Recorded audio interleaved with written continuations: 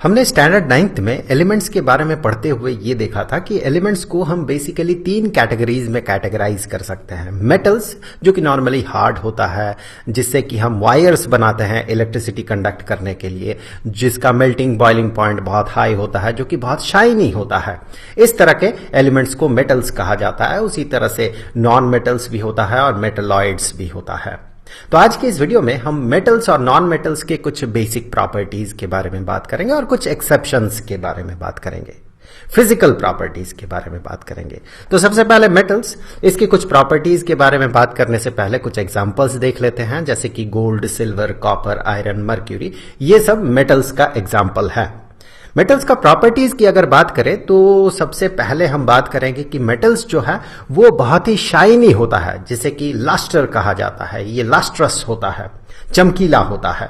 जैसे कि गोल्ड को अगर आप देखें तो ये काफी चमकीला है, सिल्वर भी चमकीला होता है।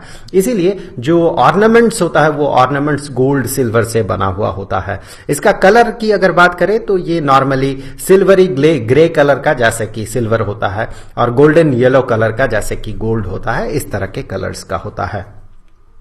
ये हीट और इलेक्ट्रिसिटी का बहुत अच्छा कंडक्टर होता है। इसीलिए जो यूटेंसिल्स होता है जिससे कि हम खाना पकाते हैं वो नॉर्मली मेटल्स का बना हुआ होता है। ये एल्यूमिनियम का बना हुआ होता है, टीन का बना हुआ होता है, आयरन से बना हुआ, आयरन का एक एलॉय जैसे कि स्टील, इस तरह के मेटल्स से नॉर्मली बना हुआ होता है। और जो इलेक्ट्रिसिटी कंडक्ट करने के लिए जो वायर का हम यूज करते हैं वो भी नॉर्मली मेटल का बना हुआ होता है। सबसे ज्यादा पॉपुलर होता है कॉपर वायर। उसी तरह से एल्यूमिनियम का भी वायर होता है। ये जो मेटल्स है ये डक्टाइल होता है, मतलब इसे वायर में हम कन्वर्ट कर सकते हैं, इससे वायर बना सकते हैं। जैसे कि यहां पर देखें, कॉपर का ये वायर है, पतला वायर है। मेटल्स मैलिएबल होता है। मैलिएबल कहने का मतलब है कि इसे हम पीट कर हैमर करते हुए हम इससे पतला शीट बना सकते हैं। इसे दबा के पतला किया जा सकता है, खींचा जा सकता है, शीट में कन्वर्ट किया जा सकता है। उसी तरह से मेटल्स जो है ये सोनोरस होता है, मतलब कि अगर इसे हिट किया जाए तो इससे रिंगिंग साउंड क्रिएट होता है। जैसे कि यहां पर इस प्लेट को हिट करते हुए एक रिंगिंग साउंड यहां पर क्रिएट हो रहा है। इसीलिए स्कूल के जो बेल्स होते हैं वो मेटल्स का बना हुआ होता है। उसी तरह से मेटल्स का जो बॉइलिंग पॉइंट और मेल्टिंग पॉइंट है ये काफी हाई होता है। इसीलिए कुकिंग यूटेंसिल्स मेटल से बना हुआ होता है। वो ओवन के ऊपर चढ़ाया हुआ रहता है, नीचे से हीट इवॉल्व करता है, बाहर निकलता है और उसमें खाना पकता है। क्योंकि इसका मेल्टिंग और बॉइलिंग पॉइंट काफी हाई है, तो मेल्टिंग पॉइंट हाई होने के कारण इसे ओवन के ऊपर रखने से भी वो पिघल नहीं जाता है। तो अब बात करते हैं नॉन मेटल्स के कुछ प्रॉपर्टीज के बारे में। उससे पहले कुछ एग्जांपल्स देख लेते हैं। सल्फर, कार्बन, आयोडीन, एस्टेटीन, ये कुछ एग्जांपल हो गया नॉन मेटल्स का। चलिए इसके कुछ प्रॉपर्टीज को देखते हैं। ये काफी अलग अलग कलर्स का हमें मिलता है। जैसे कि सल्फर को अगर देखें तो ये येलो कलर का है, एस्टेटीन जो है ग्रीनिश कलर का है, उसी तरह से कार्बन काला होता है। इसी तरह से अलग अलग कलर ये शो करता है। ये नॉर्मली हीट और इलेक्ट्रिसिटी का बहुत ही बुरा कंडक्टर होता है, अच्छा कंडक्टर नहीं होता है। और ये डक्टाइल भी नहीं होता है, मैलिएबल भी नहीं होता है और सोनोरस भी नहीं होता। ये इसके जनरल प्रॉपर्टीज में आता है, लेकिन आगे चल के आप इसके कुछ एक्सेप्शंस देखेंगे। जैसे कि कार्बन का एक एलोट्रोप होता है, ग्रेफाइट जो कि इलेक्ट्रिसिटी का एक बहुत अच्छा कंडक्टर होता है। आगे बढ़ते हैं। अब मेटलॉइड्स के कुछ एग्जांपल्स देख लेते हैं। उसके प्रॉपर्टी सबसे पहले देखिए। इसका जो प्रॉपर्टी होता है ये मेटल और नॉन मेटल्स के बीचों बीच का प्रॉपर्टी होता है। कुछ एग्जांपल्स जैसे कि silicon, germanium, arsenic, antimony, tellurium, ये सब कुछ एग्जांपल हो गया मेटलॉइड्स का। आप जानकर काफी खुश होंगे कि ये जो सिलिकॉन, जर्मेनियम, ये जो इसका प्रॉपर्टी है जो कि मेटल्स और नॉन मेटल्स के बीच का इसका प्रॉपर्टी है, इसी के कारण इससे इलेक्ट्रॉनिक चिप बनाना पॉसिबल हुआ, जिससे कि सेमीकंडक्टर डिवाइसेस जैसे कि कैलकुलेटर, कंप्यूटर, ये सब बनना पॉसिबल हो पाया। अब चलिए कुछ एक्सेप्शंस के बारे में बात कर लेते हैं। एक्सेप्शंस मतलब अब तक जो हमने जनरल प्रॉपर्टीज के बारे में बात किया मेटल्स का और नॉन मेटल्स का, उसमें कुछ एक्सेप्शंस भी पाया जाता है। उसके बारे में चलिए बात करते हैं।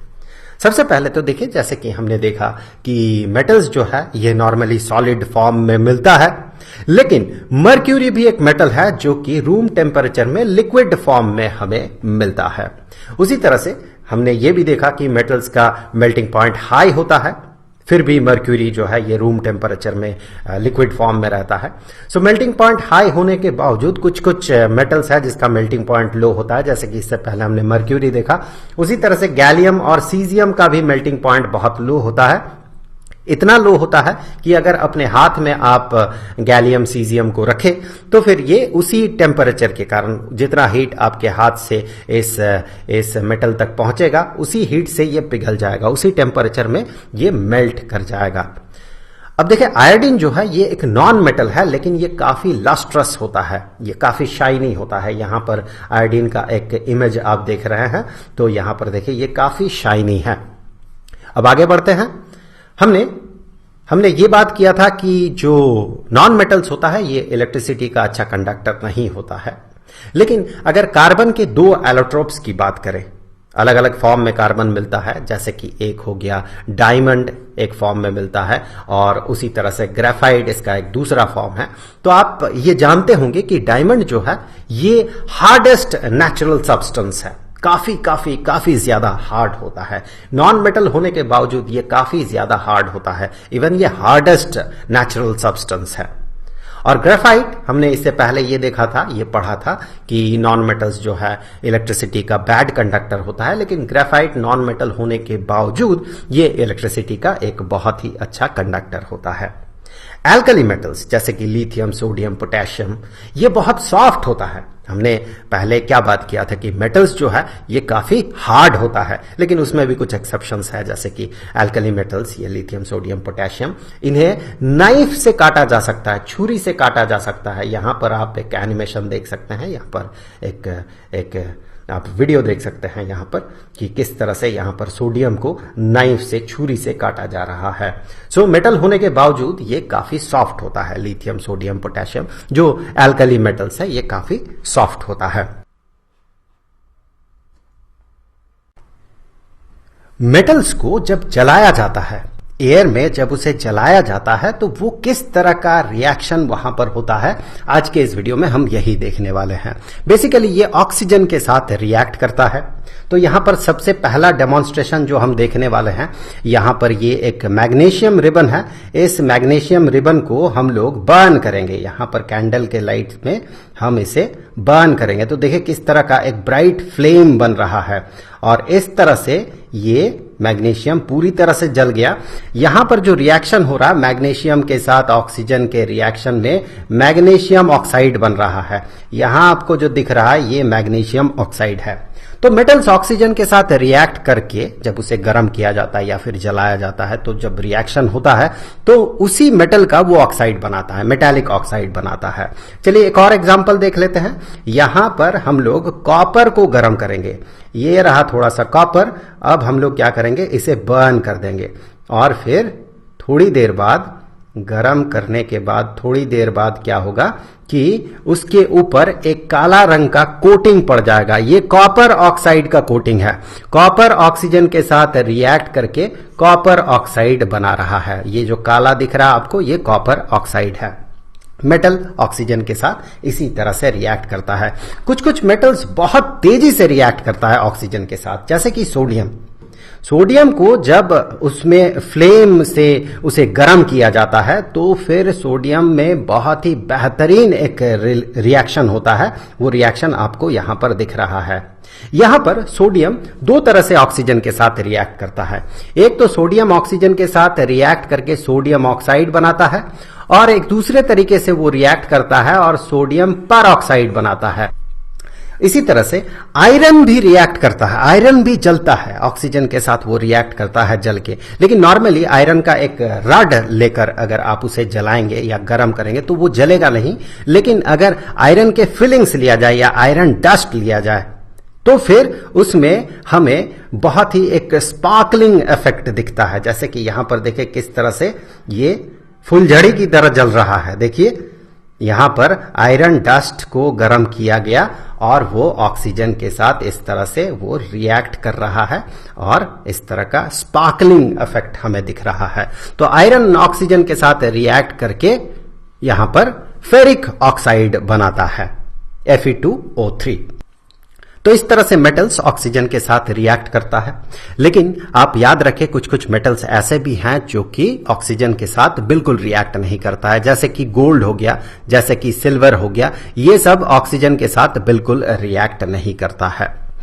अब ये जो मेटालिक ऑक्साइड बना, इन मेटालिक ऑक्साइड्स का प्रॉपर्टी किस तरह का होता है, चलिए ये अब हम लोग देख लेंगे। सबसे पहले देखें, यहां पर जो आपको दिख रहा है ये कॉपर ऑक्साइड है। हम देखेंगे कॉपर ऑक्साइड किस तरह से एसिड के साथ रिएक्ट करेगा। यहां पर इस टेस्ट ट्यूब में, यहां नीचे देखिए इस जगह पे कॉपर ऑक्साइड है। हम क्या करेंगे, यहां पर थोड़ा हाइड्रोक्लोरिक एसिड डाल देंगे। तो हाइड्रोक्लोरिक एसिड डालने से यहां पर एक रिएक्शन होगा। देखिए इसका कलर में एक चेंज आएगा। यहां पर जो रिएक्शन हो रहा है ये है हाइड्रोक्लोरिक एसिड के साथ कॉपर ऑक्साइड के रिएक्शन में कॉपर क्लोराइड बन रहा है और पानी बन रहा है। यहां पर मैं आपको बता दूं, ये कॉपर क्लोराइड जो है ये एक तरह का सॉल्ट है। ये कुछ ऐसा ही रिएक्शन है मानो कि एसिड और बेस का रिएक्शन हो रहा है। हमें पता है एसिड और बेस के रिएक्शन में सॉल्ट और पानी बनता है। यहां पर भी हाइड्रोक्लोरिक एसिड और कॉपर ऑक्साइड के रिएक्शन में एक सॉल्ट बन रहा है और पानी बन रहा है। तो इसी लॉजिक से कहा जाता है कि जो मेटालिक ऑक्साइड्स होते हैं वो बेसिक नेचर का होता है, उसमें बेसिक नेचर होता है, जैसे कि यहां पर कॉपर ऑक्साइड के पास बेसिक नेचर है। लेकिन कुछ कुछ ऐसे भी मेटालिक ऑक्साइड्स होते हैं जिसमें कि बेसिक नेचर के साथ साथ एसिडिक नेचर भी होता है, जैसे कि एल्यूमिनियम ऑक्साइड। यहां पर देखिए एल्यूमिनियम ऑक्साइड जो है ये एसिड के साथ रिएक्ट करके एक सॉल्ट एल्यूमिनियम क्लोराइड और पानी बना रहा है। वैसे ही एल्यूमिनियम ऑक्साइड सोडियम हाइड्रोक्साइड जो कि एक बेस है, सोडियम हाइड्रोक्साइड के साथ रिएक्ट कर रहा है और सोडियम एल्यूमिनेट बना रहा है और पानी बना रहा है। यहां पर ये सॉल्ट है, सोडियम एल्यूमिनेट सॉल्ट है और ये सोडियम क्लोराइड सॉल्ट है। तो फर्स्ट केस में ये एल्यूमिनियम ऑक्साइड बेस की तरह बिहेव कर रहा है, बेस के साथ एसिड का रिएक्शन हो रहा है, सॉल्ट और पानी बन रहा है। और सेकंड केस में यही एल्यूमिनियम ऑक्साइड जो है एसिड की तरह बिहेव कर रहा है, एसिड के साथ बेस के रिएक्शन में यहां पर सॉल्ट और पानी बन रहा है। इस तरह के ऑक्साइड्स को, मेटालिक ऑक्साइड्स को एम्फोटेरिक ऑक्साइड्स कहा जाता है। Most of the metallic oxides, ज्यादातर मेटालिक ऑक्साइड्स जो है पानी में घुलता नहीं है, लेकिन कुछ कुछ मेटालिक ऑक्साइड्स पानी में घुलता है और घुल के एल्कलीज बनाता है। एल्कलीज बेसिक नेचर का होता है और वो पानी में डिसॉल्व्ड रहता है। जैसे कि यहां पर सोडियम ऑक्साइड पानी के साथ रिएक्ट करके सोडियम हाइड्रोक्साइड बना रहा है। हमें पता है सोडियम हाइड्रोक्साइड एक तरह का बेस है और पानी में चूंकि ये घुल जाता है इसीलिए इसे एल्कलीज कहा जाता है। इस तरह से पोटेशियम ऑक्साइड ये भी पानी के साथ रिएक्ट करके पोटेशियम हाइड्रोक्साइड बनाता है। मेटल्स पानी के साथ अलग अलग तरीके से रिएक्ट करता है। जैसे कि कुछ मेटल्स पानी में एक्सप्लोसिवली रिएक्ट करता है, जैसे कि सोडियम हो गया, पोटेशियम हो गया। और कुछ कुछ मेटल्स जैसे कि सिल्वर, गोल्ड, ये सब पानी में बिल्कुल भी रिएक्ट नहीं करता। आप सुने होंगे गोल्ड माइनिंग, लोग नदी के बालू से गोल्ड माइन करते हैं। तो गोल्ड चूंकि पानी के साथ बिल्कुल रिएक्ट नहीं करता है तो वो अनरिएक्टिव फॉर्म में, बिल्कुल रॉ फॉर्म में वहां पर एग्जिस्ट करता है। तो ये जो अलग अलग मेटल्स है ये पानी के साथ अलग अलग तरीके से रिएक्ट करता है। बड़ा ही इंटरेस्टिंग, तमाम अलग अलग तरीके से ये रिएक्ट करता है। सबसे पहले तो देखिए कुछ कुछ मेटल्स पानी के साथ रिएक्ट करता है, जबकि कुछ कुछ मेटल्स बिल्कुल भी रिएक्ट नहीं करता है। रिएक्ट न करने वालों में आता है यहां पर गोल्ड, सिल्वर, लेड, कॉपर, ये सब पानी के साथ बिल्कुल भी रिएक्ट नहीं करता है। अब जो मेटल्स पानी के साथ रिएक्ट करता है वो भी अलग अलग तरीके से रिएक्ट करता है। कुछ कुछ मेटल्स ठंडे पानी के साथ रिएक्ट कर जाता है, उनमें से कुछ कुछ तो बड़े एक्सप्लोसिवली रिएक्ट करता है और कुछ कुछ मेटल्स बड़े ही माइल्डली रिएक्ट करता है। कुछ मेटल्स गर्म पानी के साथ रिएक्ट करता है, जबकि कुछ मेटल्स स्टीम के साथ रिएक्ट करता है। चलिए कुछ एग्जांपल्स देख लेते हैं। कोल्ड वाटर के साथ विगरसली, एक्सप्लोसिवली रिएक्ट करने वाला जो मेटल्स है ये है सोडियम, पोटेशियम, ये सब। चलिए एक डेमोन्स्ट्रेशन देख लेते हैं। पोटेशियम का पानी के साथ रिएक्शन, यहां पर आपको पोटेशियम दिख रहा है, पोटेशियम को पानी में डाला गया तो देखिए ये एक्सप्लोसिवली रिएक्ट कर रहा है। इसमें से हीट इतना रिलीज हो रहा है कि यहां पर देखिए आग जल रहा है। आग क्यों जल रहा है?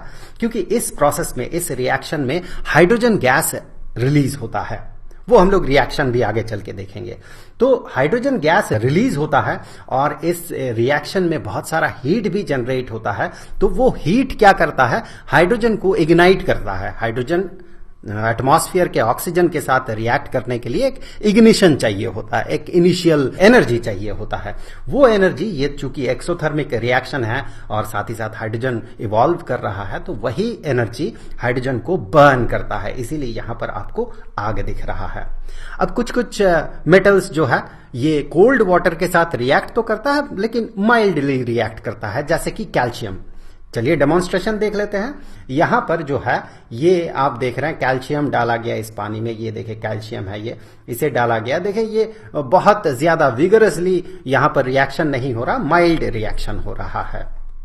कुछ मेटल्स गर्म पानी के साथ रिएक्ट करता है, जैसे कि मैग्नीशियम। अगर मैग्नीशियम को ठंडे पानी में डाला जाए, यहां पर देखिए मैग्नीशियम को ठंडे पानी में डाला गया है, यहां पर किसी भी तरह का रिएक्शन नहीं हो रहा है। लेकिन इसी मैग्नीशियम को अगर गर्म पानी में डाल दिया जाए तो देखिए यहां पर बबल निकल रहा है। ये बबल जो है ये हाइड्रोजन का बबल है। सो मैग्नीशियम जो है ये ठंडे पानी में रिएक्ट नहीं करता है, लेकिन गर्म पानी में ये रिएक्ट कर जाता है। कुछ कुछ मेटल्स जो है वो ना तो ठंडे पानी के साथ रिएक्ट करता है, ना ही गर्म पानी के साथ रिएक्ट करता है, लेकिन वो स्टीम के साथ रिएक्ट कर जाता है, जैसे कि एल्यूमिनियम हो गया, आयरन हो गया, जिंक हो गया। ये सब स्टीम के साथ रिएक्ट करता है। चलिए एक डेमोन्स्ट्रेशन देखते हैं, जिंक को किस तरह से स्टीम के साथ रिएक्ट करवाया जाएगा। यहां पर इस टेस्ट ट्यूब में यहां पर पानी में भिंगा हुआ रुई है और यहां पर है जिंक। यहां पर हीट प्रोवाइड किया जा रहा है, तो इस जगह पे जो मॉइस्चर है, जो यहां पर मॉइस्चर है, वो गर्म हो जा रहा है। तो ये स्टीम जैसा काम कर रहा है। अब वही स्टीम जिंक के साथ रिएक्ट करके जो हाइड्रोजन गैस इवॉल्व हो रहा है, वही हाइड्रोजन गैस इस पाइप से निकल रहा है और यहां पर उसे टेस्ट ट्यूब में कलेक्ट किया जा रहा है। तो इस तरह से जिंक, आयरन, ये सब जो है, जिंक, आयरन, एल्यूमिनियम, ये सब मेटल्स जो है ये गर्म पानी के साथ भी रिएक्ट नहीं करता, ये स्टीम के साथ रिएक्ट करता है। अब चलिए रिएक्शंस देख लेते हैं। जैसे कि मेटल, सबसे पहले देखिए जो मेटल्स है ये पानी के साथ रिएक्ट करता है और मेटल ऑक्साइड और हाइड्रोजन बनाता है। यही हाइड्रोजन इवॉल्व करता है, बाहर निकलता है बबल्स के फॉर्म में। आपने जो भी रिएक्शन देखा, जो बबल्स निकल रहा था, वो हाइड्रोजन गैस का बबल था। ये मेटल ऑक्साइड जो है ये वापस से फिर से पानी के साथ रिएक्ट कर जाता है और फिर मेटल हाइड्रोक्साइड बनाता है। तो अगर हम दोनों को कंबाइन करें तो हम ये कह सकते हैं कि मेटल और पानी के रिएक्शन में ये क्या बनता है, मेटल हाइड्रोक्साइड बनता है और हाइड्रोजन गैस यहां से इवॉल्व होता है। जैसे कि कुछ एग्जांपल्स, जैसे कि पोटेशियम के साथ पानी के रिएक्शन में पोटेशियम हाइड्रोक्साइड बन रहा है और हाइड्रोजन गैस रिलीज हो रहा है। सोडियम के साथ रिएक्शन में, पानी के रिएक्शन में सोडियम हाइड्रोक्साइड बन रहा है और यहां पर हाइड्रोजन गैस रिलीज हो रहा है। कैल्शियम, जैसे कि हमने देखा था कि कैल्शियम का रिएक्शन जो है ठंडे पानी के साथ लेस वायलेंट होता है, मतलब माइल्डली ये रिएक्ट करता है। ये भी कैल्शियम हाइड्रोक्साइड बनाता है और हाइड्रोजन गैस रिलीज करता है। जैसे हमने बात किया था कि मैग्नीशियम जो है, मैग्नीशियम ठंडे पानी के साथ रिएक्ट नहीं करता है, बल्कि ये गर्म पानी के साथ रिएक्ट करता है और ये भी मैग्नीशियम हाइड्रोक्साइड बनाता है और हाइड्रोजन गैस इस प्रोसेस में रिलीज होता है।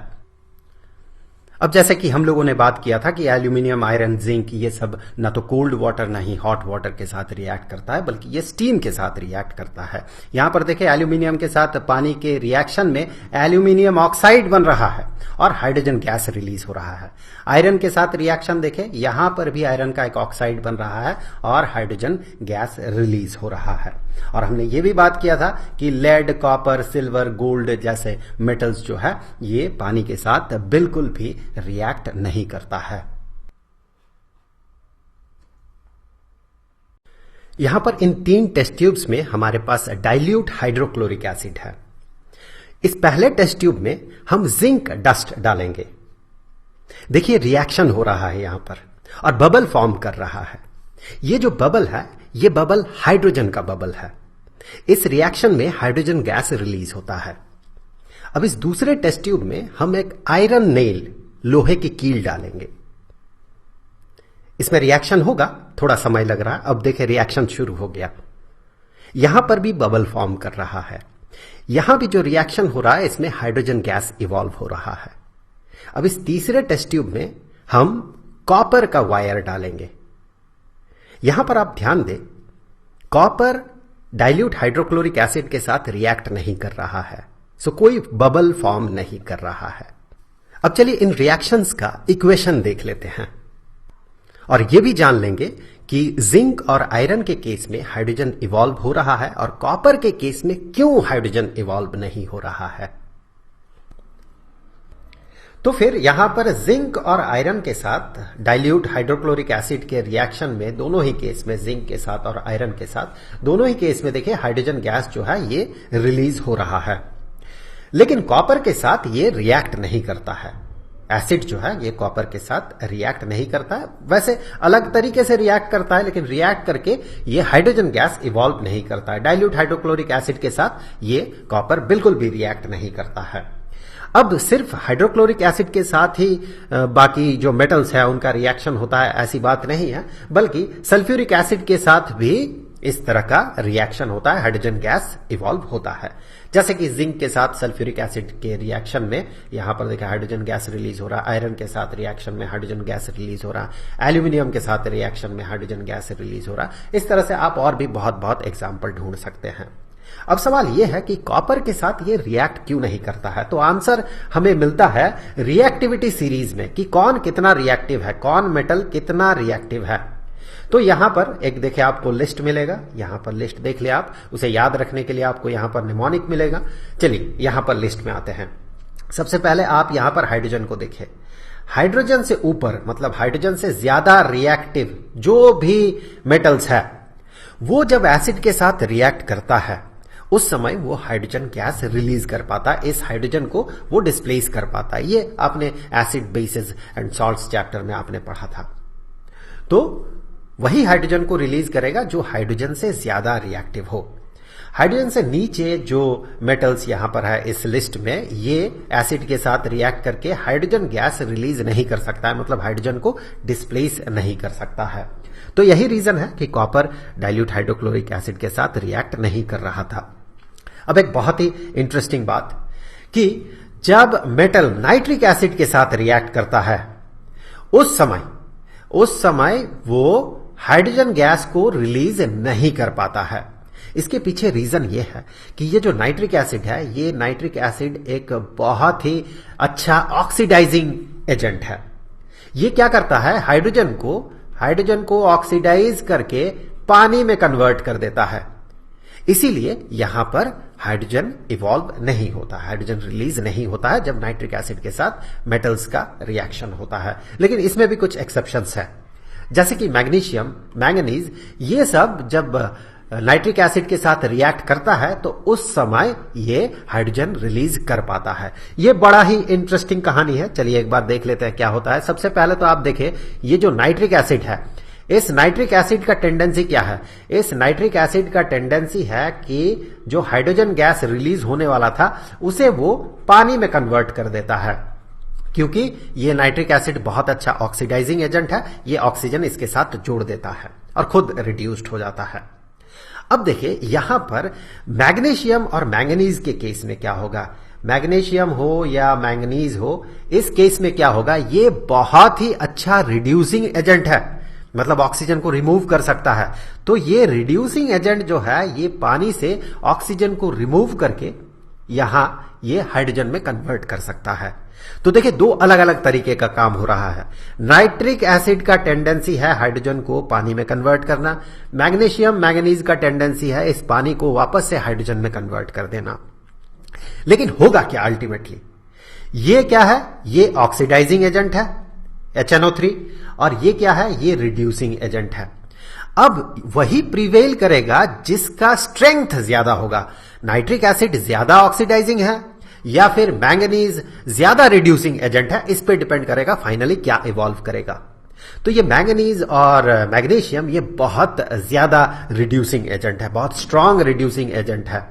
तो ये प्रिवेल कर जाता है, इस रिएक्शन में, इसका स्ट्रेंथ ज्यादा है, इसीलिए अल्टीमेटली इस दौड़ में हाइड्रोजन निकल के आता है। इन 4 टेस्ट ट्यूब्स में हमारे पास कॉपर सल्फेट का सॉल्यूशन है। हम इन चारों में अलग अलग मेटल्स डालेंगे और देखेंगे किस तरह का रिएक्शन हो रहा है। पहले टेस्ट ट्यूब में हम डाल रहे हैं जिंक डस्ट। देखिए यहां पर रिएक्शन शुरू हो गया। ये जो सॉल्यूशन का कलर है धीरे धीरे फेड कर रहा है, हल्का हो रहा है।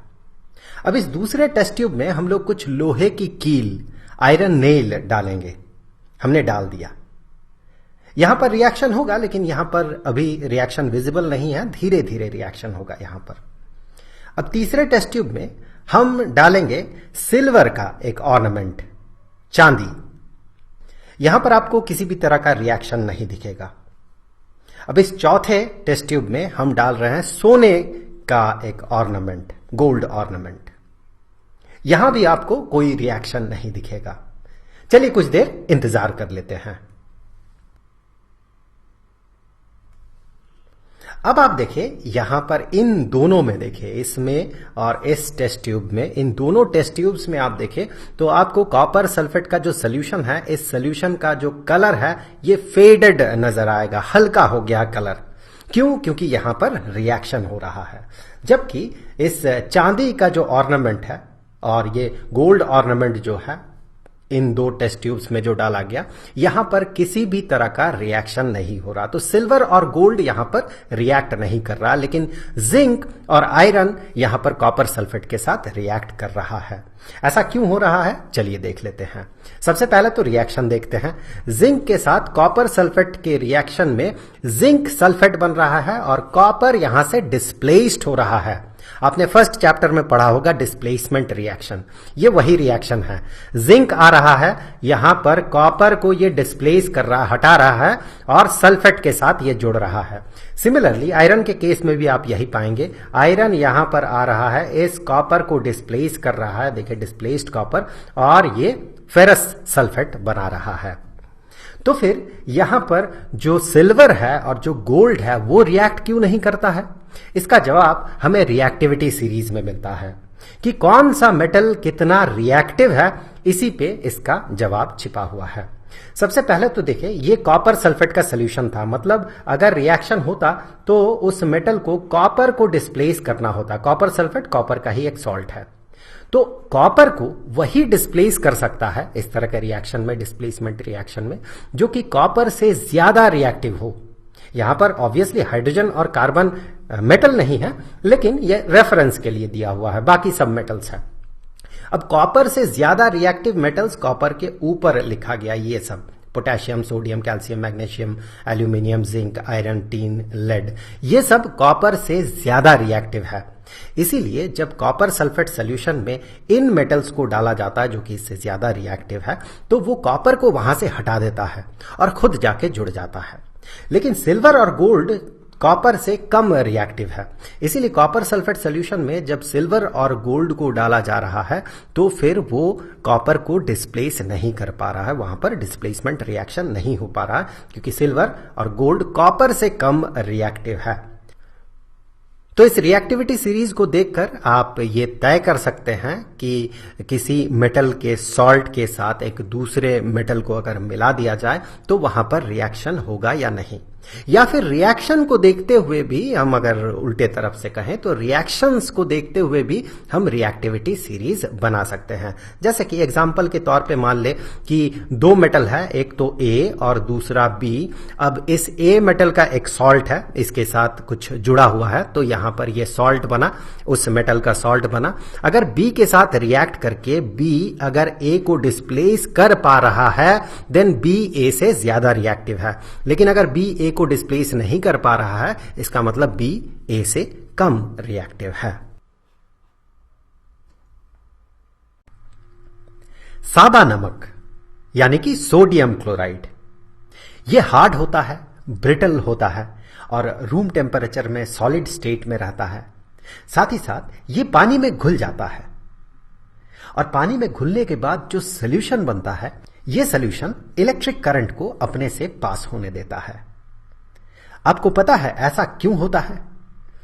ऐसा इसलिए होता है क्योंकि सोडियम क्लोराइड एक मेटल और एक नॉन मेटल, सोडियम मेटल और क्लोरीन नॉन मेटल, मेटल और नॉन मेटल के एटम से बना हुआ होता है, जिसके कारण कि ये जो कंपाउंड है ये एक आयनिक कंपाउंड होता है। तो चलिए आज के इस वीडियो में हम यही जानने वाले हैं कि मेटल और नॉन मेटल के एटम्स किस तरह से रिएक्ट करता है और जो कंपाउंड बनता है उसे हम आयनिक कंपाउंड क्यों कहते हैं, और साथ ही साथ हम ये भी जानेंगे कि उसके कारण इस तरह के कंपाउंड्स के पास ऐसे प्रॉपर्टीज, हार्ड, ब्रिटल, पानी में सोल्यूबल होना और करंट इलेक्ट्रिसिटी को पास करना, इस तरह का प्रॉपर्टीज क्यों आता है। तो सबसे पहले तो आप देखें पीरियोडिक टेबल में। पीरियोडिक टेबल में बिल्कुल अंत में ये जो एलिमेंट्स है, ये सारे एलिमेंट्स जो है इन्हें नोबल गैसेस कहा जाता है। ये बहुत बहुत बहुत कम रिएक्टिव होता है और इस तरफ हमें नॉन मेटल्स मिलता है, और यहां बीचों बीच कुछ सेमीकंडक्टर एलिमेंट है जिसे कि मेटलॉइड्स भी कहा जाता है, और बाकी सारे मेटल्स है। उनमें से ये जो मेटल्स है ये बहुत ज्यादा रिएक्टिव मेटल्स है। तो आज के इस वीडियो में हम जो बात करने वाले हैं वो बहुत ज्यादा रिएक्टिव मेटल और नॉन मेटल्स के बीच के रिएक्शन के बारे में हम बात करेंगे। आगे बढ़ते हैं। सबसे पहले नोबल गैसेस को अगर आप देखें तो कुछ नोबल गैसेस का यहां पर एग्जाम्पल लिया गया है। इनके इलेक्ट्रॉनिक कॉन्फ़िगरेशन के बारे में आपने स्टैंडर्ड 9th में पढ़ा था। इनके इलेक्ट्रॉनिक कॉन्फ़िगरेशन की खास बात यह होती है कि इसका जो आउटर मोस्ट शेल है, आउटर मोस्ट शेल में 8 इलेक्ट्रॉन्स होते हैं, एक्सेप्ट फॉर हीलियम। हीलियम का 2 इलेक्ट्रॉन होता है आउटर मोस्ट शेल में। ये सारे नोबल गैसेस जो है ये बहुत बहुत ज्यादा स्टेबल होता है और ये केमिकल रिएक्शन में ना के बराबर पार्टिसिपेट करता है। जो बाकी एलिमेंट्स है उनके पास एक टेंडेंसी होता है कि वो अपने आसपास के, अपने सबसे करीबी नोबल गैस जो है उसका इलेक्ट्रॉनिक कॉन्फ़िगरेशन अटेन करने का वो टेंडेंसी रखता है ताकि वो स्टेबल हो जाए। चलिए सोडियम और क्लोरीन का एग्जांपल लेते हैं। अगर आप सोडियम के आउटर मोस्ट शेल में देखें तो आपको 1 इलेक्ट्रॉन मिलेगा, और अगर आप क्लोरीन के आउटर मोस्ट शेल में देखें तो आपको 7 इलेक्ट्रॉन्स मिलेंगे। तो अगर इन दोनों को अपने नियरेस्ट नोबल गैस का इलेक्ट्रॉनिक कॉन्फ़िगरेशन अटेन करना है तो इसके लिए सोडियम क्या करेगा, 1 इलेक्ट्रॉन लूज कर देगा और क्लोरीन उसी इलेक्ट्रॉन को एक्सेप्ट कर लेगा, और दोनों का ऑक्टेट जो है वो फुलफिल हो जाएगा। मतलब आउटर मोस्ट शेल में 8 इलेक्ट्रॉन होगा। और इलेक्ट्रॉन चूंकि नेगेटिवली चार्ज्ड होता है, इसीलिए सोडियम जब इलेक्ट्रॉन लूज करता है तो वो एक पॉजिटिव आयन में कन्वर्ट हो जाता है, और क्लोरीन इलेक्ट्रॉन को एक्सेप्ट करके एक नेगेटिव आयन में कन्वर्ट हो जाता है। ये सोडियम आयन बनता है और ये क्लोराइड आयन बनता है। अब चूंकि ये पॉजिटिवली चार्ज्ड है सोडियम आयन, और क्लोराइड आयन जो है नेगेटिवली चार्ज्ड है, और पॉजिटिव चार्ज और नेगेटिव चार्ज के बीच होता है इलेक्ट्रोस्टैटिक अट्रैक्शन। उस अट्रैक्शन के कारण ये दोनों एक दूसरे के साथ जुड़ जाता है। यहां पर देखिए चूंकि आयन्स जुड़ रहा है और बॉन्ड बन रहा है, केमिकल बॉन्ड बन रहा है, इसीलिए इस तरह के कंपाउंड्स को आयनिक कंपाउंड कहा जाता है। चलिए सोडियम क्लोराइड का क्रिस्टल स्ट्रक्चर देख लेते हैं। इन रियलिटी ये किस तरह के स्ट्रक्चर में होता है। अगर आप सोडियम आयन को देखें, ये पॉजिटिव आयन है, सोडियम आयन को देखें तो ये इमीडिएटली क्लोराइड आयन के साथ जुड़ा हुआ है, क्योंकि ऑब्वियसली पॉजिटिव चार्ज और नेगेटिव चार्ज में अट्रैक्शन होगा। अगर आप क्लोराइड आयन को देखें तो ये अपने आसपास positive charge, that mean positive ion, sodium ion के साथ जुड़ा हुआ होता है। अब चलिए यहीं से हम ये समझ पाएंगे कि आयनिक कंपाउंड्स का क्या प्रॉपर्टीज होता है और वो प्रॉपर्टीज आता कहां से है। सबसे पहले तो देखिए ये सॉलिड फॉर्म में होता है, रूम टेम्परेचर में ये सॉलिड स्टेट में होता है। क्यों? क्योंकि यहां पर पॉजिटिव और नेगेटिव चार्ज के बीच बहुत ज्यादा अट्रैक्शन, इलेक्ट्रोस्टैटिक अट्रैक्शन काम करता है, जो कि इनको बाइंड करके रखता है। लिक्विड या गैस बनने के लिए क्या होना चाहिए कि ये जो बाइंडिंग फोर्स है, ये बाइंडिंग फोर्स कम से कम हो, लेकिन यहां पर स्ट्रांग अट्रैक्टिव फोर्स काम करता है, इलेक्ट्रोस्टैटिक फोर्स काम करता है, इसीलिए रूम टेम्परेचर में ये सॉलिड फॉर्म में होता है, और साथ ही साथ इसी कारण से स्ट्रांग बॉन्ड के कारण ये हार्ड होता है। ये मेलिएबल बिल्कुल नहीं होता है, मतलब लचीला नहीं होता है, इसीलिए ये ब्रिटल होता है, भंगुर होता है। देखिए लचीला होने के लिए क्या चाहिए? पिछले एक वीडियो में जहां पर हमने बात किया था कि मेटल्स लचीला क्यों होता है, तो वहां पर हमने देखा था कि मेटल्स में फ्री इलेक्ट्रॉन्स होता है जो कि शॉक एब्जॉर्बर का काम करता है। जब बाहर से उसमें फोर्स अप्लाई किया जाता है तो शॉक एब्जॉर्बर का काम करता है फ्री इलेक्ट्रॉन्स, और वो पॉजिटिव आयंस को मूव करने देता है, स्लाइड करने देता है। लेकिन यहां पर कोई फ्री इलेक्ट्रॉन नहीं होता है, तो कोई कुशन का काम यहां पर नहीं करता है, शॉक एब्जॉर्बर नहीं है। तो अगर बाहर से फोर्स अप्लाई किया जाए तो या तो ये टूट जाएगा या फिर नहीं टूटेगा, बीचों बीच ये थोड़ा सा लचीला हो जाएगा, मुड़ जाएगा, ऐसा नहीं हो सकता है क्योंकि इसके पास फ्री इलेक्ट्रॉन्स नहीं है। इसका मेल्टिंग और बॉइलिंग पॉइंट बहुत हाई होता है क्योंकि इनके बीच, ये पॉजिटिव और नेगेटिव चार्ज के बीच स्ट्रॉन्ग अट्रैक्टिव फोर्स काम करता है, जिसके कारण इसे मेल्ट करना या बॉयल करना इतना आसान नहीं है। ये पानी में सल्यूबल होता है, घुल जाता है पानी में। क्यों घुलता है? क्योंकि पानी जो है एक ऑक्सीजन एटम और 2 हाइड्रोजन एटम से बना हुआ होता है, पानी का मॉलिक्यूल। अब ऑक्सीजन हाइड्रोजन से बहुत ज्यादा इलेक्ट्रोनेगेटिव होने के कारण शेयर्ड पेयर ऑफ इलेक्ट्रॉन को ऑक्सीजन अपने तरफ खींच लेता है, जिससे कि ऑक्सीजन के तरफ थोड़ा सा नेगेटिव चार्ज आ जाता है, और हाइड्रोजन से इलेक्ट्रॉन, पेयर ऑफ इलेक्ट्रॉन्स दूर जाता है, इसीलिए हाइड्रोजन में थोड़ा पॉजिटिव चार्ज यहां पर आ जाता है। तो इसके कारण ये अपने आसपास इलेक्ट्रिक फील्ड क्रिएट करता है। जब सोडियम क्लोराइड जैसा आयन यहां पर पहुंचता है, पॉजिटिव और नेगेटिव आयन मिलके सोडियम क्लोराइड बना हुआ है, तो ये नेगेटिव चार्ज वाला जो हिस्सा है ये पॉजिटिव चार्ज को अपने तरफ खींचता है, और ये जो पॉजिटिव चार्ज वाला हिस्सा है ये नेगेटिव चार्ज को अपने तरफ खींचता है और इसे तोड़ देता है, उस बॉन्ड को ये तोड़ देता है। अब देखिए, बॉन्ड टूट जाने का मतलब क्या है? ये सल्यूबल हो गया, ये पॉजिटिव चार्ज यहां आके जुड़ जाता है, इसके आसपास रहता है, और नेगेटिव चार्ज इस पार्शियल पॉजिटिव चार्ज के आसपास रहता है। अब इसके कारण एक बहुत ही इंटरेस्टिंग चीज निकल के आता है कि ये इलेक्ट्रिसिटी को कंडक्ट कर पाता है। क्यों कंडक्ट कर पाता है? क्योंकि पानी में घुलते साथ ये जो पॉजिटिव और नेगेटिव चार्ज है, ये पॉजिटिव और नेगेटिव चार्ज सेपरेट हो जाता है, अलग अलग हो जाता है, पॉजिटिव और नेगेटिव टूट जाता है। अब जब एक्सटर्नल वोल्टेज सोर्स के साथ इसे जोड़ा जाता है तो उस समय बैटरी के नेगेटिव टर्मिनल के तरफ ये पॉजिटिव आयन मूव करता है, और बैटरी के पॉजिटिव टर्मिनल के तरफ ये नेगेटिव चार्ज मूव करता है। इसीलिए इस तरह के सॉल्यूशन में 2 इलेक्ट्रोड को इंसर्ट करने से वहां पर इलेक्ट्रिक करंट कंस्टिट्यूटेड होता है, क्योंकि ये आयंस जो है ये चार्ज कैरियर का काम करता है वहां पर। जब कभी भी आप किसी मेटल से बने हुए किसी ऑब्जेक्ट को यूज करते हैं तो क्या आपने सोचा कि वो मेटल आया कहां से है?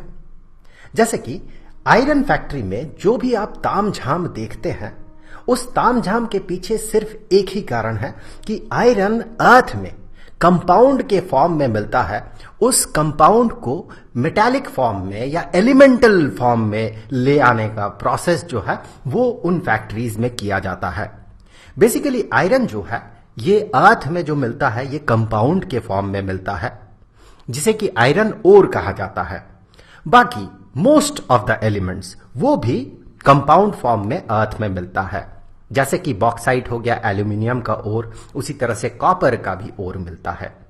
ये सब ओर मिट्टी खोद के धरती से ही लाया जाता है। फिर उसके बाद इन ओर्स का होता है सबसे पहले प्यूरिफिकेशन या एनरिचमेंट या फिर कहें कंसेंट्रेशन। ये क्या होता है? ये एक तरह का रिफाइनमेंट है। ओर्स जो है ये अर्थ से माइन किया जाता है, इसीलिए इसमें बहुत ज्यादा अमाउंट में इम्प्यूरिटीज होता है, जैसे कि मिट्टी, धूल, ये सब चीजें वहां पर उस ओर के साथ मिला हुआ रहता है। इन इम्प्यूरिटीज को गैंग कहा जाता है। इस गैंग को सबसे पहले ओर से सेपरेट किया जाता है। तो अलग अलग तरीके का प्रोसेस यूज किया जाता है। वो अलग अलग प्रोसेस डिपेंड करता है कि जो ओर है और जो गैंग है इनका फिजिकल और केमिकल प्रॉपर्टीज किस तरह से है। इस पे डिपेंड करेगा कि कौन सा प्रोसेस यूज किया जाता है इसके एनरिचमेंट या कंसेंट्रेशन के लिए। तो ओर का सबसे पहले होता है कंसेंट्रेशन। उसके बाद उस कंसेंट्रेटेड ओर को एक्सट्रैक्ट किया जाता है। एक्सट्रैक्ट मतलब ओर से मेटल में कन्वर्ट करना, कंपाउंड से मेटल में कन्वर्ट करना, एलिमेंटल फॉर्म में कन्वर्ट करना, ये प्रोसेस होता है एक्सट्रैक्शन।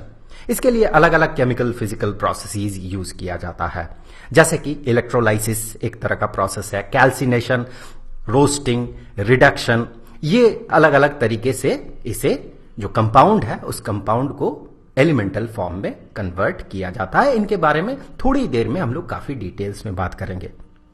अब एक्सट्रैक्शन के बाद जो मेटल मिलता है वो मेटल पूरी तरह से प्योर नहीं होता है, उसमें भी थोड़ा बहुत इंप्यूरिटी मिला हुआ रहता है। उस इंप्यूरिटी को हटाने का तरीका जो है इसी को हम रिफाइनिंग कहते हैं। एक प्रोसेस है इलेक्ट्रोलाइटिक रिफाइनिंग। तो इस तरह से हमें प्योर मेटल मिलता है। तो जैसा कि हमने बात किया, सबसे पहले ओर का कंसंट्रेशन होता है, मतलब ओर से गैंग को हटाया जाता है। उसके बाद उसे एक्सट्रैक्ट किया जाता है, मतलब कंपाउंड फॉर्म से एलिमेंटल फॉर्म में ले जाया जाता है। यह एक्सट्रैक्शन अलग अलग मेटल्स के लिए अलग अलग प्रोसेस में किया जाता है। जैसे ये यहां पर आपको रिएक्टिविटी टेबल दिख रहा है मेटल्स का। जो बहुत हाई रिएक्टिव मेटल्स होता है उनके लिए एक तरह का प्रोसेस यूज किया जाता है, बहुत ही ज्यादा रिएक्टिव के लिए एक तरह का प्रोसेस, फिर जो माइल्डली रिएक्टिव है उनके लिए एक तरह का प्रोसेस यूज किया जाता है, और जो लीस्ट रिएक्टिव एलिमेंट्स है या मेटल्स है उनके लिए अलग तरह का प्रोसेस यूज किया जाता है। तो तीन अलग अलग तरीके से ये एक्सट्रैक्शन होता है। सबसे पहले तो देखिए, जो हाईली एक्टिव मेटल्स है जैसे कि सोडियम, मैग्नीशियम, कैल्शियम, इसके लिए एक तरीका। जो माइल्डली एक्टिव मेटल्स है जैसे कि आयरन, जिंक, लेड, इनके लिए एक दूसरे तरह का तरीका यूज किया जाता है। और जो बहुत ही कम एक्टिव मेटल्स है जैसे कि मर्क्यूरी हो गया, सिल्वर हो गया, इनके लिए एक अलग तरह का तरीका यूज किया जाता है एक्सट्रैक्शन के लिए। तो सबसे पहले चलिए बात करते हैं जो बहुत ही ज्यादा रिएक्टिव मेटल्स है उनके ओर से प्योर मेटल कैसे लिया जाता है। तो ये जो प्रोसेस है, इस प्रोसेस में इलेक्ट्रोलाइसिस की मदद से प्योर मेटल तक पहुंचा जाता है। अब देखते हैं जो लीस्ट एक्टिव मेटल है उनके लिए कौन सा प्रोसेस यूज किया जाता है। तो इस तरह का मेटल्स जो है अर्थ के सरफेस में या अर्थ में सल्फाइड ओर के फॉर्म में मिलता है, सल्फाइड कंपाउंड के फॉर्म में मिलता है। उसे किया जाता है रोस्टिंग। थोड़ी देर में हम देखेंगे रोस्टिंग एग्जैक्टली है क्या। उसके बाद हमें मिलता है मेटल, वो पूरी तरह से प्योर नहीं होता, इसीलिए उसे रिफाइन किया जाता है। अब जो माइल्डली एक्टिव मेटल्स है उसे दो अलग अलग तरीके से एक्सट्रैक्ट किया जाता है। देखिए, वो बेसिकली या तो कार्बोनेट फॉर्म में मिलता है या फिर सल्फाइड फॉर्म में मिलता है। अगर कार्बोनेट फॉर्म में मिले तो फिर उसका होता है कैल्सिनेशन, ये भी एक तरह का प्रोसेस है, केमिकल प्रोसेस है, थोड़ी देर में हम लोग डिटेल्स में बात करेंगे। सल्फाइड ओर का होता है रोस्टिंग। इन प्रोसेसेस से ये कार्बोनेट और सल्फाइड ओर जो है ये उस मेटल के ऑक्साइड में कन्वर्ट हो जाता है। फिर उसे किया जाता है रिड्यूस, उसका रिडक्शन होता है, और रिडक्शन होते साथ वो मेटल में कन्वर्ट होता है, एलिमेंटल फॉर्म में आ जाता है। उसके बाद उसका होता है रिफाइनिंग। तो चलिए सबसे पहले हम बात करेंगे जो बहुत ज्यादा एक्टिव मेटल है उनके लिए जो एक्सट्रैक्शन का प्रोसेस है इलेक्ट्रोलाइसिस, इस पे हम अभी बात करेंगे। जो बहुत ज्यादा एक्टिव मेटल्स होता है जैसे कि सोडियम हो गया, मैग्नीशियम हो गया, कैल्शियम हो गया, इसे मॉल्टन स्टेट में, इसके जो क्लोराइड्स होता है उसे मॉल्टन स्टेट में लाया जाता है। फिर उसमें होता है इलेक्ट्रोलाइसिस, इससे प्योर मेटल पाया जाता है, प्योर मेटल एक्सट्रैक्ट किया जाता है इस तरह से।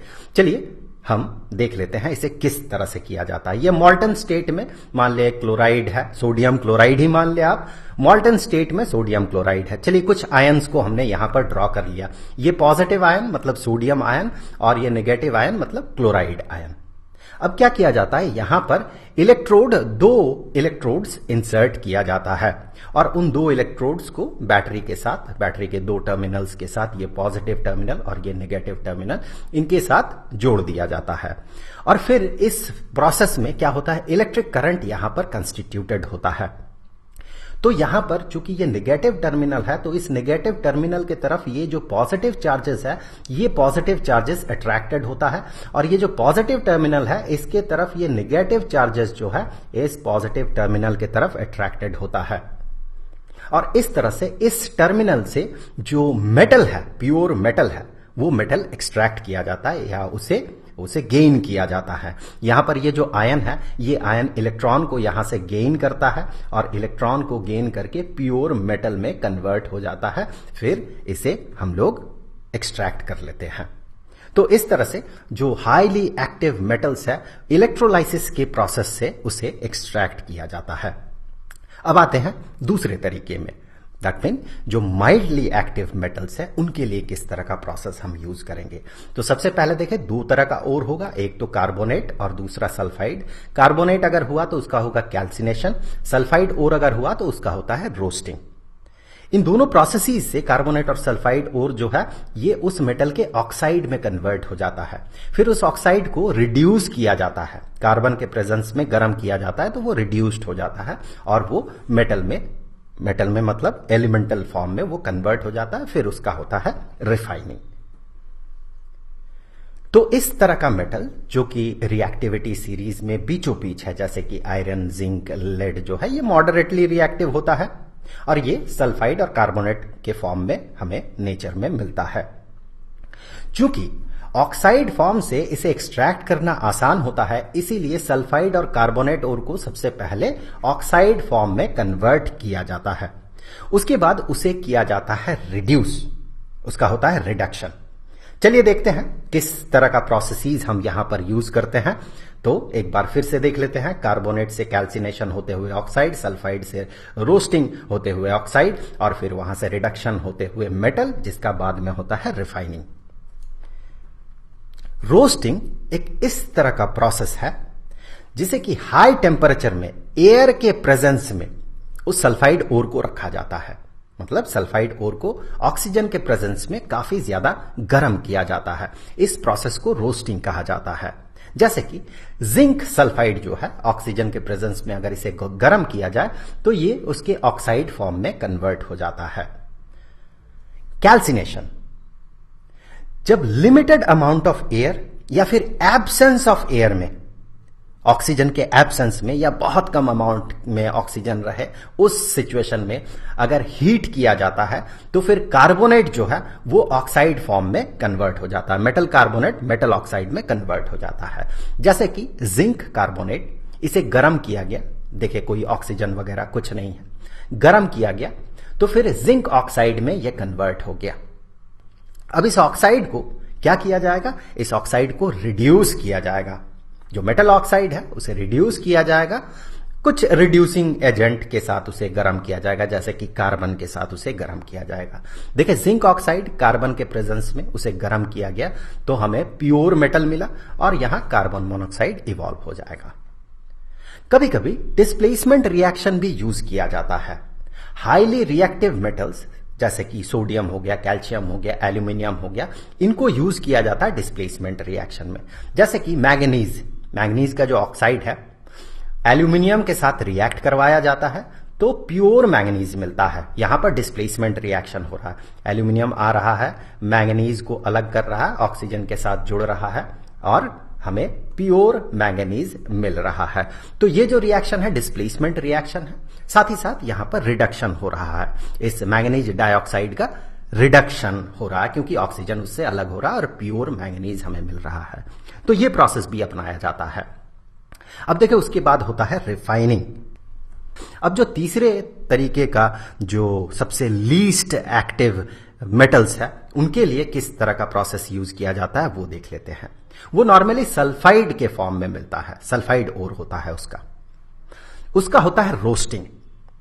फिर हमें मिलता है मेटल, उसमें कुछ इंप्यूरिटी रहता है जिसे कि रिफाइन किया जाता है। चलिए देखते हैं क्या होता है इसमें। एक एग्जांपल ले लेते हैं, जैसे कि ये जो मर्क्यूरी है, मर्क्यूरी का सल्फाइड किया क्या जाता है यहां पर, इसे अगर गर्म किया जाए, सिर्फ और सिर्फ गर्म कर दिया जाए तो भी प्योर मेटल हमें मिल जाता है। जैसे कि मर्क्यूरी का जो सल्फाइड है, इसे अगर ऑक्सीजन के प्रेजेंस में गर्म किया जाए तो इसका ऑक्साइड मिलता है, ठीक है, लेकिन वही ऑक्साइड उसी हीट के कारण ये टूट जाता है और प्योर मेटल में कन्वर्ट हो जाता है। एक और एग्जांपल देख लेते हैं। कॉपर का जो सल्फाइड है ऑक्सीजन के प्रेजेंस में गर्म हुआ तो कॉपर का ऑक्साइड बना, फिर वही कॉपर का ऑक्साइड कॉपर के ही सल्फाइड के साथ उसी हीट के कारण रिएक्ट कर गया और हमें प्योर कॉपर मिलता है। तो सिर्फ गर्म करने से ही जो रिएक्टिविटी सीरीज में जो बहुत नीचे का एलिमेंट्स है जैसे कि मर्क्यूरी, कॉपर, ये सब सिर्फ गर्म करने से ही हमें प्योर मेटल मिल जाता है। अब जैसे कि उसके बाद जो इम्प्यूरिटीज है उन इम्प्यूरिटीज को हटाना होता है। उसके लिए जो प्रोसेस होता है इसे हम रिफाइनिंग ऑफ मेटल कहते हैं। चलिए देख लेते हैं रिफाइनिंग ऑफ मेटल किस तरह से किया जाता है। तो जब मेटल को एक्सट्रैक्ट किया जाता है उसके बाद उसमें बहुत सारे इम्प्यूरिटीज होता है। उन इम्प्यूरिटीज को वहां से हटाना बहुत जरूरी होता है। जो सबसे ज्यादा यूज होता है रिफाइनिंग करने के लिए, इम्प्योर मेटल को रिफाइन करने के लिए, वो इलेक्ट्रोलाइटिक रिफाइनिंग होता है। इलेक्ट्रोलाइटिक रिफाइनिंग नॉर्मली किस तरह के मेटल्स में होता है? कॉपर, जिंक, टिन, निकल, सिल्वर, गोल्ड, इस तरह का जो मेटल्स है इनमें इलेक्ट्रोलाइटिक रिफाइनिंग होता है। ये इस तरह का प्रोसेस है जिसमें कि इम्प्योर मेटल जो है, जो एक्सट्रैक्शन से हमें मिला इम्प्योर मेटल, जिसे कि प्योर बनाना है, इम्प्योर मेटल से एनोड बनाया जाता है। यहां पर आप देखिए ये जो है ये एनोड है, और जो प्योर मेटल है प्योर मेटल से कैथोड बनाया जाता है।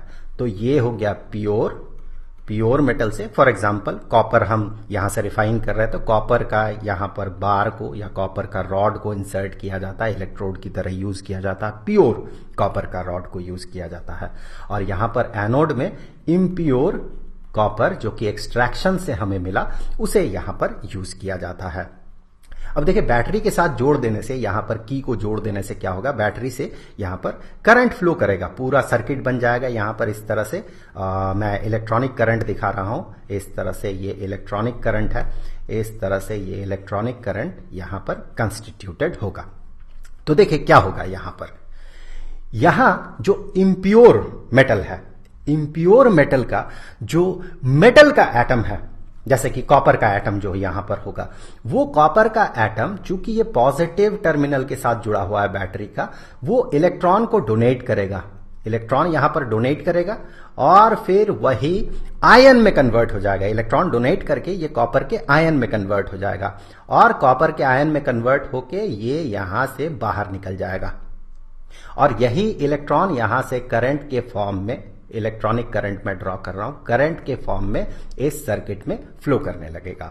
फिर ये जो आयन बना, ये आयन इस नेगेटिव टर्मिनल के तरफ अट्रैक्टेड होगा, क्योंकि ये पॉजिटिवली चार्ज है, ये पॉजिटिवली चार्ज है तो ये नेगेटिव टर्मिनल के तरफ अट्रैक्टेड होता है।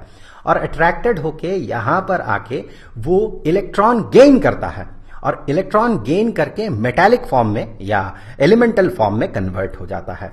चूंकि ये कॉपर का ही बना हुआ रॉड है तो वो वहां पर जाके बॉन्ड बना के चिपक जाता है। और जो इंप्यूरिटीज होता है वो इंप्यूरिटीज यहां से अलग निकल के इस तरह से नीचे गिर जाता है, जिसे कि एनोड मड कहा जाता है।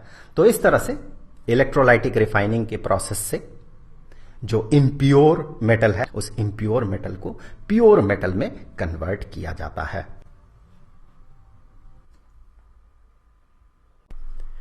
लोहे से बना हुआ ऑब्जेक्ट जब नया होता है तो उसमें एक शाइन रहता है, लेकिन समय के साथ साथ धीरे धीरे उसके ऊपर ब्राउन कलर का एक परत पड़ते जाता है, जिसे कि हम कहते हैं जंग, रस्ट।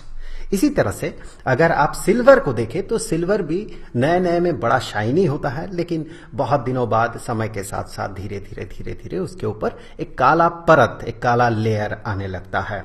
यही होता है कॉपर के साथ भी। कॉपर शुरू में बहुत ही ब्राइट कलर का होता है, ब्राउन ब्राइट कलर का होता है। समय के साथ साथ इसके ऊपर एक ब्लूइश ग्रीन कलर का एक परत आ जाता है। तो ये सब जो होता है आयरन के साथ, सिल्वर के साथ, कॉपर के साथ और भी बाकी मेटल्स के साथ, इसे कोरोजन कहा जाता है।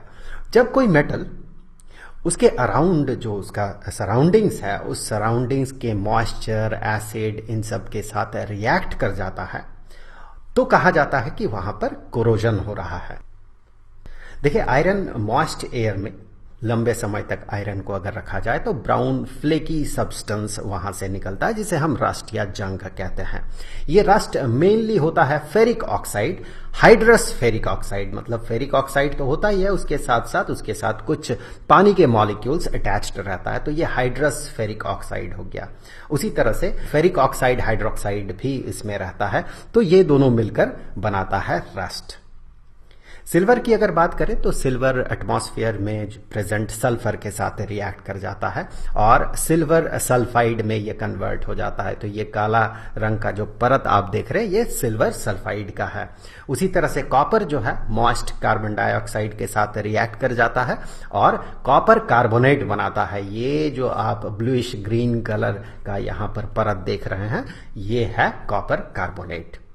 ये जो कोरोजन है ये कोरोजन के कारण हर साल हमें फाइनेंशियली बहुत लॉस होता है।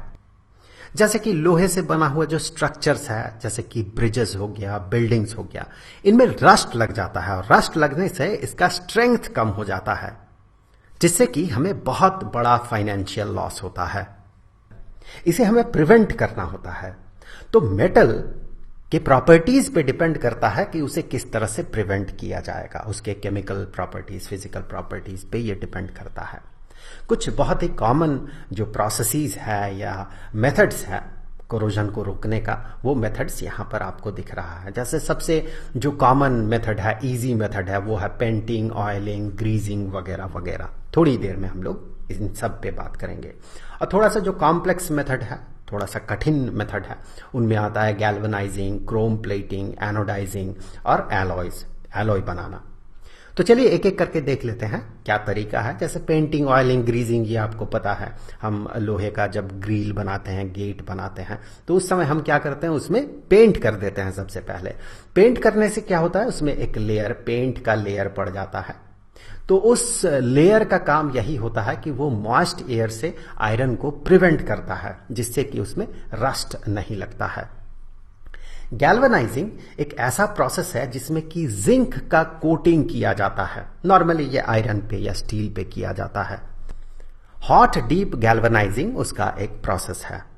वहां पर क्या किया जाता है कि मॉल्टन जिंक में उस ऑब्जेक्ट को डिप किया जाता है तो उसके ऊपर जिंक का एक परत आ जाता है।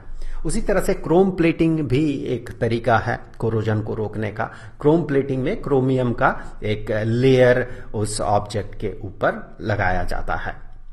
क्रोमियम का लेयर लगाने से उसमें कोरोजन नहीं होता। खासकर ये आयरन, स्टील वगैरह में किया जाता है। यहां पर आप जो देख रहे हैं, यहां पर देखिए जो आपको जो शाइनी पार्ट दिख रहा है, ये क्रोम प्लेटिंग किया गया इस मोटर बाइक में।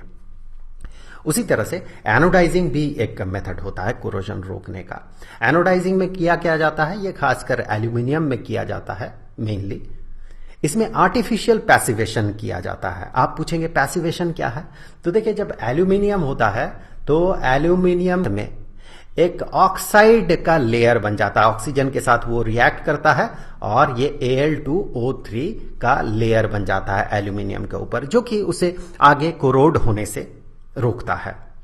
आर्टिफिशियल पैसिवेशन में हम क्या करते हैं कि यही जो लेयर है, इस लेयर को आर्टिफिशियली हम थिक करते हैं, मोटा कर देते हैं, ताकि उसमें कोरोजन की चांसेस कम से कम हो जाए। एलॉय बनाना भी एक और तरीका है जिससे कि कोरोजन को रोका जाता है। एलॉय होता क्या है, एलॉय एक होमोजेनस मिक्सचर होता है अलग अलग मेटल्स का। और ऐसा भी हो सकता है किसी मेटल के साथ किसी नॉन मेटल को मिक्स कर दिया जाए, उसके होमोजेनस मिक्सचर को एलॉय कहा जाएगा। कुछ एग्जांपल्स देख लेते हैं, जैसे कि रेड गोल्ड और कॉपर का जो एलॉय होता है उसे रेड गोल्ड कहा जाता है।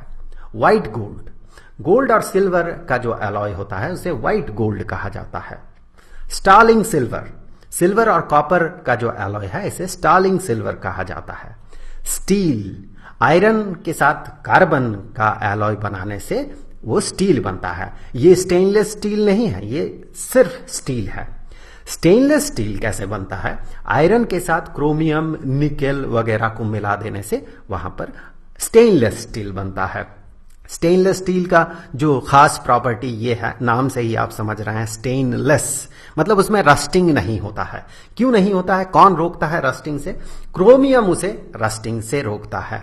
क्रोमियम क्या करता है, एक पैसिव लेयर बना देता है इसके सरफेस में, जिससे कि ये जो स्टील है इसमें रस्टिंग नहीं होता है। अब हम लोग नेक्स्ट चैप्टर में कार्बन और उसके कंपाउंड के बारे में पढ़ेंगे। तो उसका जो पहला वीडियो होगा उसका लिंक आपको यहीं पर स्क्रीन पे मिल जाएगा। तो मिलते हैं अगले वीडियो में, तब तक के लिए खुश रहें। Good bye.